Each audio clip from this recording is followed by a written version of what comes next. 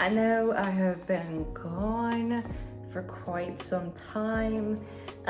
This video probably is going to serve me as much as I hope it serves you, but I wanted to come on here and essentially share some things that I've been thinking about as I am nearing 25.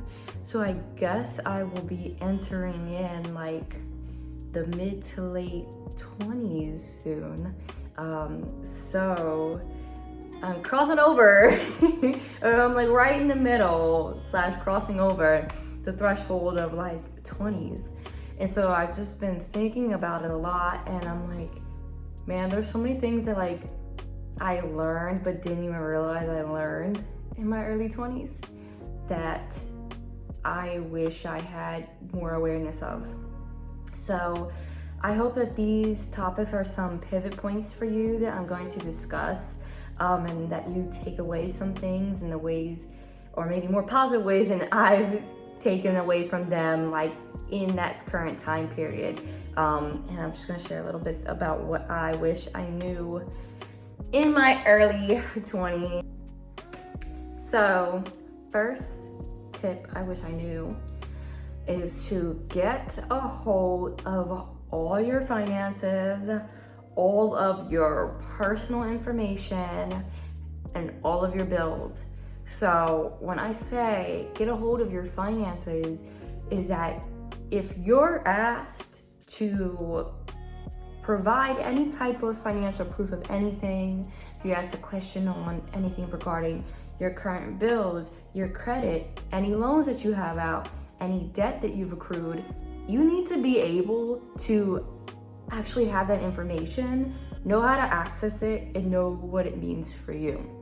So like gone are the days where it's okay and it's permissible for us to just not know how much debt we have and not even know how we can log into our account online to see how much debt we have, not even know our loan provider, just basic stuff.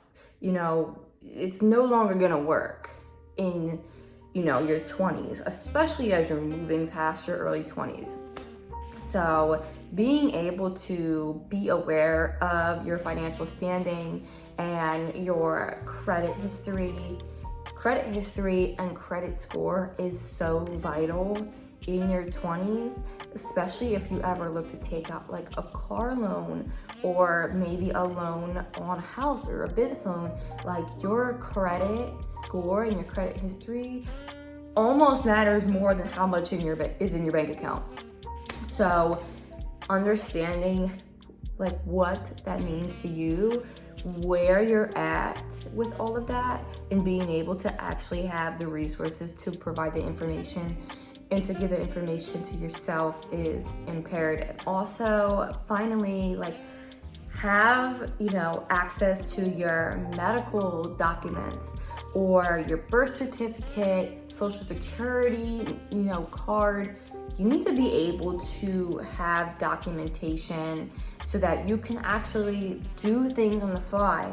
Like, let's say, for example, you want to travel somewhere, right? But you don't have any information that would be required of you to even start that passport process. You don't know your social security number, or you don't even have the physical card. Maybe for whatever reason you have to provide like a copy of your birth certificate, but you don't even have your birth certificate. Maybe your mom still has it, maybe your dad, or cousin, whatever it is. Like, it's just not going to work as you start to transition into these like adult years. You need to have that information. I mean, it's absolutely important that you be able to be as independent as possible. And that all starts with what is your basic information in this world. So getting a hold of all your financial and personal information is going to make your life and your 20s and all the adventures that you want to have so much more easy and so much more fluid in how you transition into this independent time period. The second thing that I want to share is that your success is not defined by your decade. And this saying basically came from another YouTuber that I really like to watch. Her name is LAKEY, and you can absolutely check out her video about what she wished she knew when she was in her 20s. But I really like this statement because it's so evident in today's society and cultural pressures.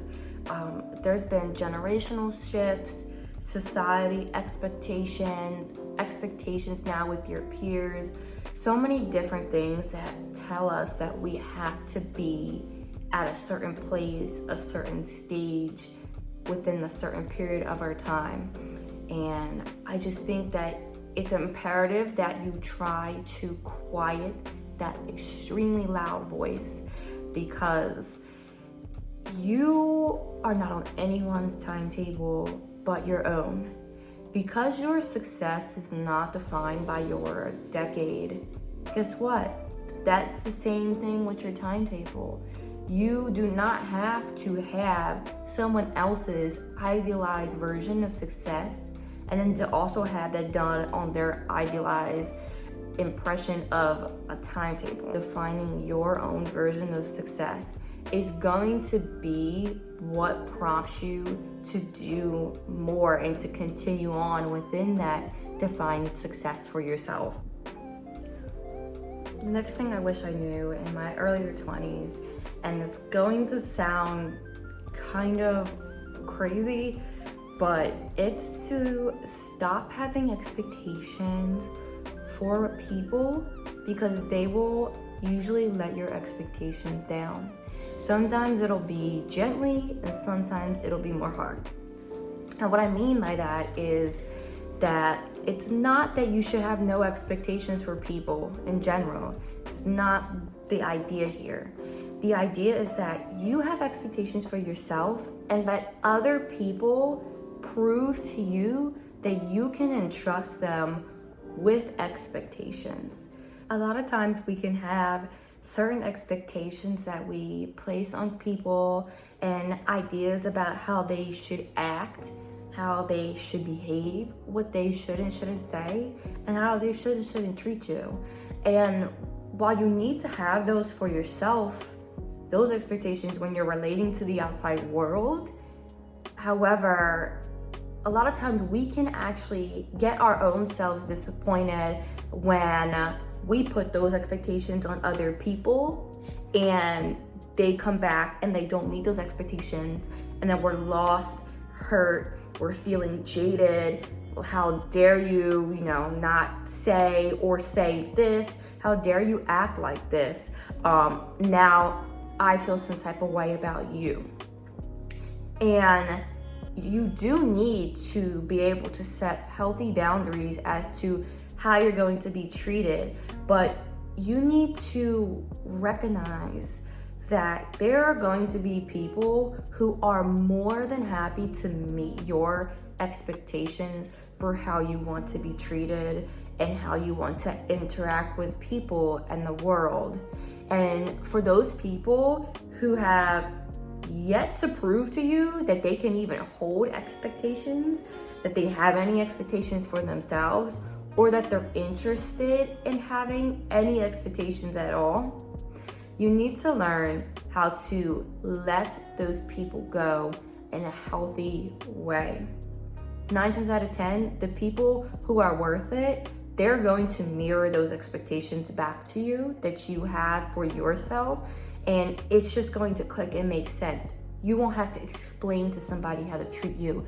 You won't have to explain to somebody how you would like to interact with them and them with you. And explain in the sense of, you won't have to sit there and spell out to somebody, hey, this is what I need from you as a friend. This is what I need from you as a partner. And if you ever do, they meet you right there where you're at. So letting go of expectations that you place on other people can save you from a lot of hurt and a lot of disappointment. And it also helps you let go of a lot of dead weight from people in your past or that you're currently dealing with that just aren't serving you in the way that you deserve to be treated. So this next one is one that I personally struggle with a lot. It's probably the biggest blockage in my life when it comes to just how I relate to the world. But it's having validation come from within you, through you, and be you. Stop looking for validation in other people and things. And I say this because validation is usually a response. Sometimes it's a trauma response, sometimes it's an attachment response to wanting to confirm within yourself your stance and importance in the world, your importance to other people, to maybe a project or an interest that you have. It's usually a response to try to confirm something in yourself that you're unsure of. And 9 times out of 10, that methodology is not going to pan out well, because again, like we talked about with expectations, there will always be things and people that let you down. So when you have external resources providing you with validation, when they fail to uphold your expectations, your validation then crumbles with it too, because that was your resource of importance. That was your resource as to, hey, I matter because X, Y, and Z external resource confirmed that for me instead of me confirming it for me. So it's important that you find a source within yourself that can generate your own internal contentment and your inner happiness, so that you are always the resource that you dwell from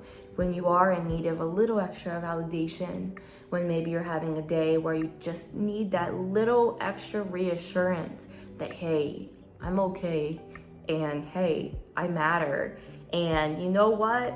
I'm perfectly fine in this world, and I'm perfectly perfect in this world. It's hard when you're relying on that from other people and outside sources, and you gotta go search for it and find it and beg for it and all different types of things, which can manifest themselves in a variety of different ways. But when you provide that for yourself, you're never without. You manage your threshold of validation. You manage your threshold of internal peace, internal happiness. And when you're a little bit low, you can say, hey, I'm gonna pull from this inner resource and I'm gonna make myself okay.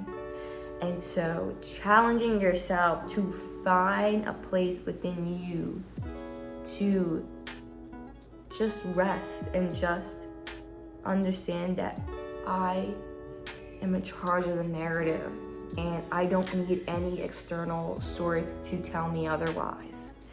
That is a great and healthy spot to be in that is going to prolong you for the rest of your life. When you are now generating your own resources of happiness within you, that is only going to result in the byproduct of those same experiences of inner peace, inner contentment, inner happiness. That's not going to be a byproduct that spills over into the outside world, and people are going to be able to experience that from you.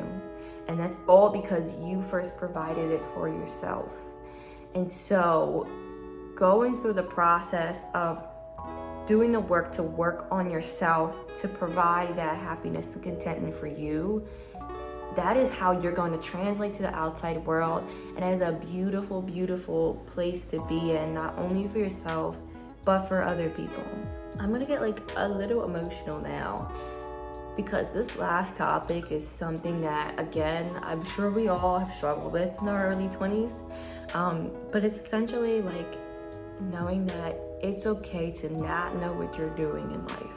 The figuring out part about your life is just it's so daunting, but your life is not for you to have it all figured out. Your life is so that you can be figuring it out. You can be currently figuring it out. It's not to have it all figured out. So I say that because you have so many opportunities in this life to reinvent yourself. So there's always going to be a sense of unknowing with that. And you got to get comfortable with not knowing. Again, another societal thing is that we're supposed to always know. We're always supposed to just know what's going on, know what's up, like know what our next move is. And like the moment that we don't, it's some type of problem. Where the problem is the need or necessity to always have to know. Like, it's just not possible. And that's why we always end up feeling depressed and stressed and overwhelmed, and like we're a burden because we can't have it all together. And you have to get comfortable in the unknown or the unknowing, because being okay with that actually opens you up to having the ability to engage with life in the way that life was meant to be, filled with unknowns. And there are a lot of surprises in the unknowns, sometimes good and sometimes bad. That's okay. But your ability to be okay in that unknown process is what life offers us. It's essentially a gift. What type of life would it be if we knew every single planned out step? You would never even like be prompted to reinvent yourself, to take on a new skill, to take on a new hobby, to push towards any type of goal, because you would just assume that it would happen. So what quality of life is that? There's never pushing of the envelope. There's never pushing of yourself. And so that's why, like, you know, being okay with not knowing gives you the ability to enjoy every surprise in life and every opportunity in life, to reinvent yourself, to start over, to readjust, and to pivot. So I want to leave you guys with some of these tips that have taken me so long to figure out. Lots of trial and error, both like through life lessons and through just like random life events. I wish that I would have had a sense of what these were before I kind of started, you know, my early 20s. But I'm glad to have these with me now, so I can take with me through my mid to late 20s. And I hope that if you even are already past that point, that you can still apply these towards your next 20s and 30s, 40s and 50s. All of these are just, they're life lessons, they're life topics. They never age, they're timeless. And so I want to leave you guys with these. And I thank you so much for watching and sharing some thoughts with me, whether or not you leave a comment or you're just, you know, kind of engaging with your own mind. Thank you so much for like staying till the end, and I can't wait to discuss more things in the future. And until next time, love you guys. Bye.